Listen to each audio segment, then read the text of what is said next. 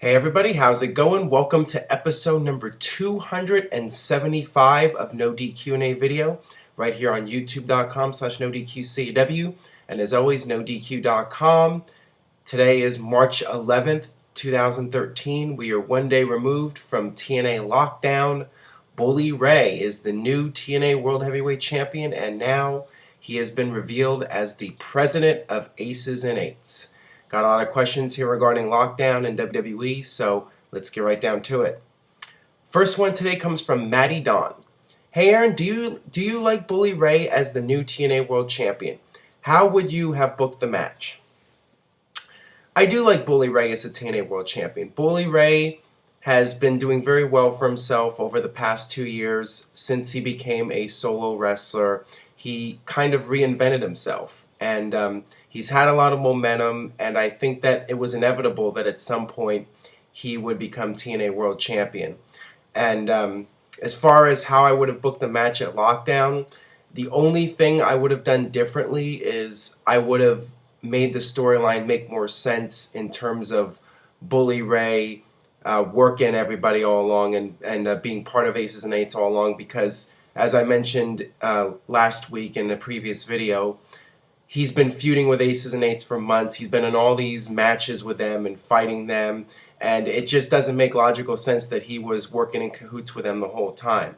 So I would have just booked if I was going to have Bully Ray as the leader all along, I would have done the whole Aces and Eights storyline different, where, you know, there would have been times where Bully Ray would be in a confrontation with them and he wouldn't actually physically touch them, and there would be like these little hints that he was involved with them, you know. I wouldn't have it so he's just fighting them and then all of a sudden he's friends with them. And he was friends with them all along and they were just fighting each other. I hate when storylines end up like this, and it's happened in WCW, it's happened in WWE, and it just doesn't make sense, and it frustrates me a little bit. But I definitely think Bully Ray's better as a heel.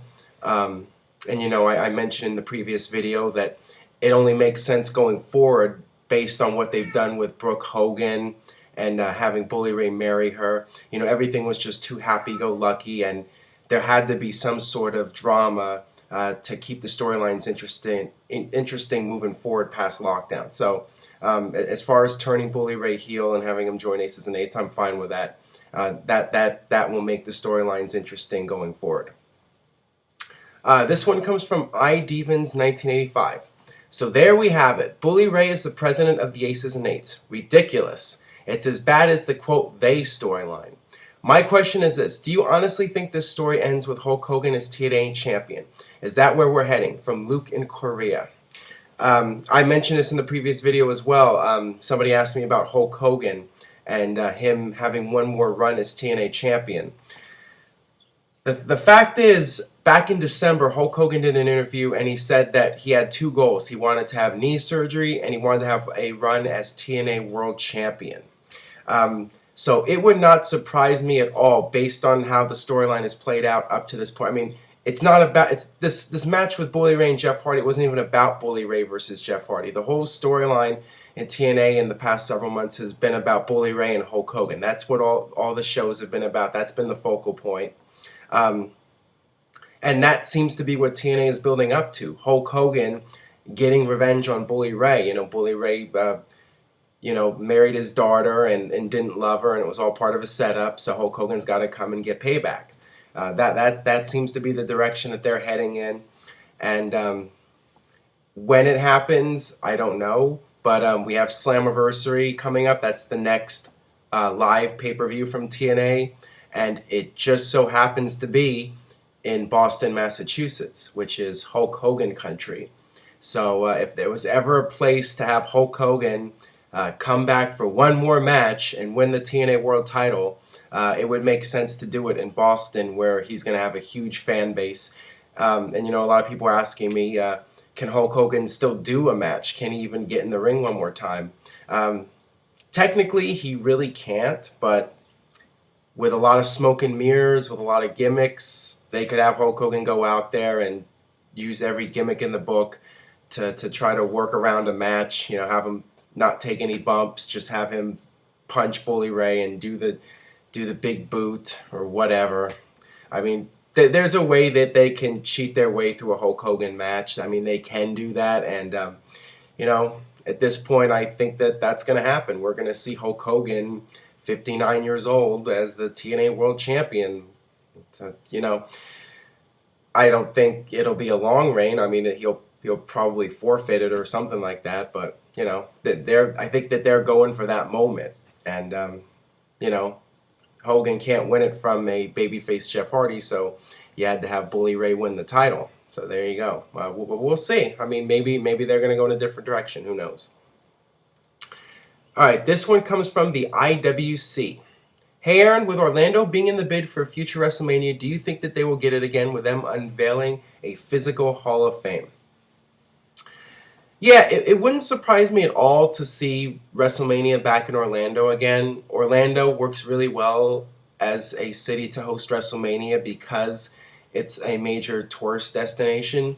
And, you know, that's the main reason why they want to build the physical Hall of Fame there, is because you have a lot of people coming and going into Orlando all the time. I think the one thing that WWE doesn't like about doing WrestleMania in Orlando again is that in 2008 when they did it, they had to renovate the Citrus Bowl. I mean, it's a rundown venue, and WWE had to spend, I think, around $1 million to fix up the building and make it look good for TV. So obviously they would have to do that again for WrestleMania. But there's certainly a lot more pros than cons. And I do think it's inevitable that we'll see WrestleMania in Orlando again. So it wouldn't surprise me in 2015, 2016 to see WrestleMania in Orlando once again. Damn Florida, they keep getting all the WrestleManias. All right, this one comes from Louis D3. Hi, Aaron. Just did a little research, and WWE is scheduled to be having a new pay-per-view in June called Payback that will take the place of Over the Limit, which is now scheduled to be after Night of Champions and before Hell in the Cell.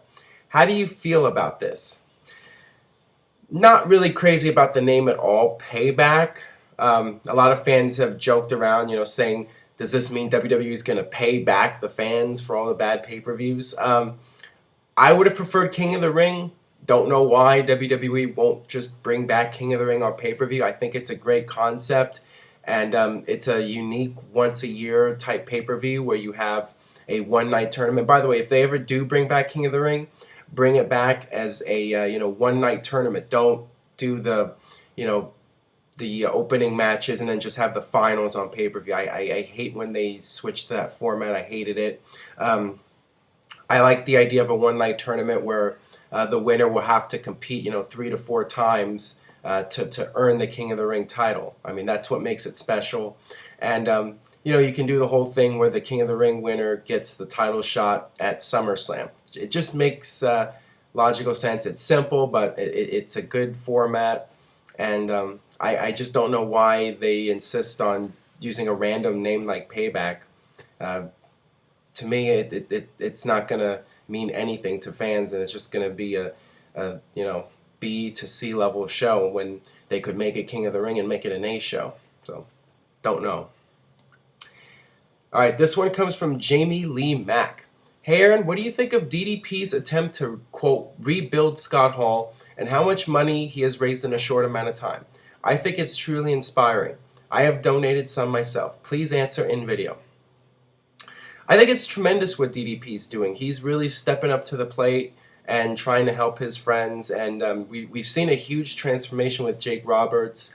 He's lost a lot of weight since doing the yoga and working with DDP. And he's stayed sober. He hasn't been drinking. And he's doing really well. And the problem with Scott Hall is that he's in bad physical shape and he needs the hip replacement surgery. And I guess rather than spend their own money, I'm guessing Scott Hall doesn't have any more money. People are asking me, like, how can Scott Hall be broke? He made millions of dollars. When you're addicted to drugs and alcohol, the money goes fast. And there's an old saying in wrestling, it's not what you make, it's what you save. And a lot of guys like Scott Hall just didn't save their money. And they're raising money, and the fans are more than willing to help out. I mean, they've already gotten more than halfway. I mean, the goal is to get to $80,000, and they're already in just 2 days over $40,000. So that's incredible. The fans are really really up for helping out, and they want to do everything they can. And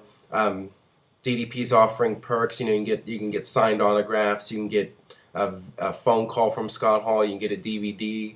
There's all sorts of different perks you can get for donating. So I think it's a good cause. And Scott Hall's not going to be touching any of that money, so it's not like he's going to blow that $80,000 on drugs or alcohol. It's the money that DDP is going to have control of, and all that money is going to go towards helping Scott Hall. So I think it's a great thing, and I definitely encourage helping them out, because I think it's a good cause. All right, this one comes from Aliv705. Why do so many people dislike WrestleMania 22? It had 2 great hardcore / no holds barred matches, a short but very good World Heavyweight Championship match, a great WWE title match, a fun Money in the Bank match, and a casket match. What are your thoughts on the pay-per-view? I thought WrestleMania 22 was a very good WrestleMania. Definitely one of the better WrestleManias. I think a lot of people dislike it because John Cena won the main event. And that's the thing. With these pay-per-view events, fans tend to remember the end of the pay-per-view. If the end of the pay-per-view was disappointing, then they see the whole pay-per-view as disappointing. And to be honest, when WrestleMania 17 was over, I was really frustrated about the Steve Austin heel turn, and I had this negative feeling towards the whole WrestleMania pay-per-view, even though top to bottom that was actually the best WrestleMania that WWE ever put out. But because I was so bummed out about the ending and I didn't like the ending, it dragged down the whole show for me. Later I came to appreciate the whole pay-per-view as being the best one that WWE's ever produced for WrestleMania. But that tends to be the situation where fans judge the whole pay-per-view based on the main event. And a lot of people don't like John Cena and the fact that he tapped out Triple H. A lot of people didn't like that, so they look down on the whole pay-per-view, which is unfair because it was a very good WrestleMania. Shawn Michaels and Vince had a really good match. I mean, Shawn got the best out of Vince McMahon. I mean, that was probably the best match you could ask for with Vince McMahon in it. I mean, it was really good stuff. And you had Mick Foley versus Edge, that big spot at the end with the flaming table. That was a great Mick Foley match at WrestleMania, and it was a breakout performance from Edge. And the Money in the Bank was really good. The casket match, I could take it or leave it. It wasn't anything special. I think it was pretty predictable that Undertaker was going to win. But, everything else on the show was really good, and it was a very solid WrestleMania. All right, this one comes from Ryan G2323. Hey Aaron, love the Q&As. How long do you think Orton, Sheamus, and Ryback will be baby faces? Also, how long will CM Punk be a full-on, quote, cheating heel? Will he go back to how he was after Money in the Bank 2011? Can you answer in text or video? Don't care, thanks. I think you're the first person to say just do text or video, whatever.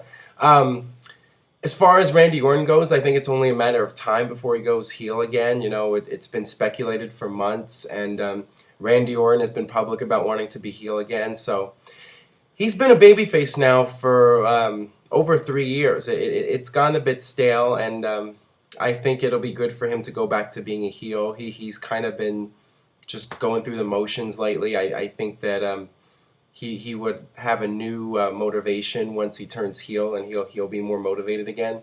As far as Sheamus goes, I don't see him turning heel anytime soon. He's got a lot of momentum right now as a babyface. He's really gotten over with the fans, doing the bro kick and getting the crowd to chant along with him. He's been on a roll as a babyface. Don't see him turning heel for a long time. As far as Ryback turning heel, there was talk about him turning heel a few weeks ago, but now it seems like that's not going to happen. It's likely he's going to be facing Mark Henry at WrestleMania, and they're going to try to rebuild Ryback as a babyface. He lost 4 or 5 pay-per-views in a row, and by beating Mark Henry at WrestleMania, picking up Mark Henry, I don't know if they're going to do the big spot with Ryback doing the shell shock on Mark Henry, but I think they're going to try to get Ryback back over as a top babyface. So I think that they're going to try to go with him as babyface for the time being. As far as CM Punk, how long he's going to be a heel, I think it's going to be for a while, especially with John Cena as the top babyface. I think that CM Punk I think he's better as a heel. I think he's been doing really good promos as a heel, and he's got Paul Heyman with him.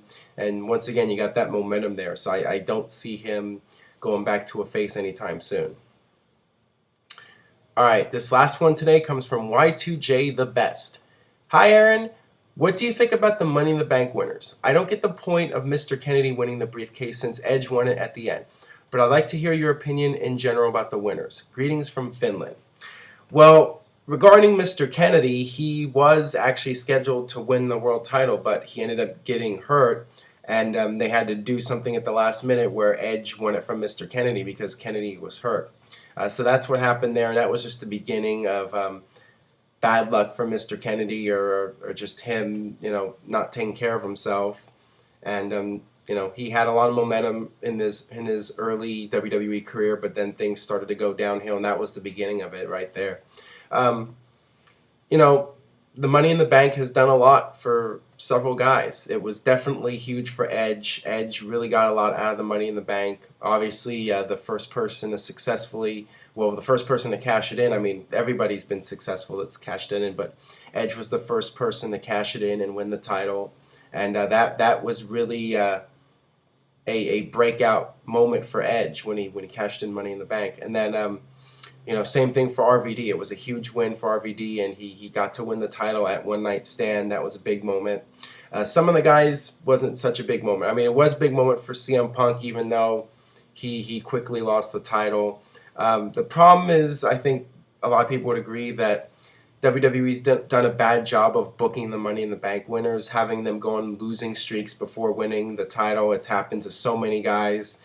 I think it happened to CM Punk, Jack Swagger, and Daniel Bryan, and now with Dolph Ziggler. And people ask me, why does WWE book these guys to go on a losing streak before winning Money in the Bank? It's just the way WWE does their booking. I guess they feel that these guys need to pay their dues before winning the title, so they have to, put over other people before they get their big push. But of course, it doesn't make a whole lot of sense, because the world champion should be a guy that you believe is the number one guy, that nobody can beat him. So if you know everybody can beat him, then you really shouldn't put the title on him. And the booking has backfired in cases like Jack Swagger and even Daniel Bryan. Putting the title on a guy who's lost so many times, you don't buy into him as a champion. So, Dolph Ziggler too is a guy who will, in my opinion, will probably win the title based on how WWE's booking it. But yeah, I would have liked to have seen Dolph Ziggler get some momentum before he actually wins the title. But it's just how WWE does things. All right, that'll do it for episode 275 of NoDQ&A Video. Thanks as always for watching. Subscribe, youtube.com/NoDQ&AW. Tell a friend on Facebook or Twitter. And stay tuned to NoDQ.com this week for all the latest regarding WrestleMania 29. And I will see you next time for more NoDQ&A Video.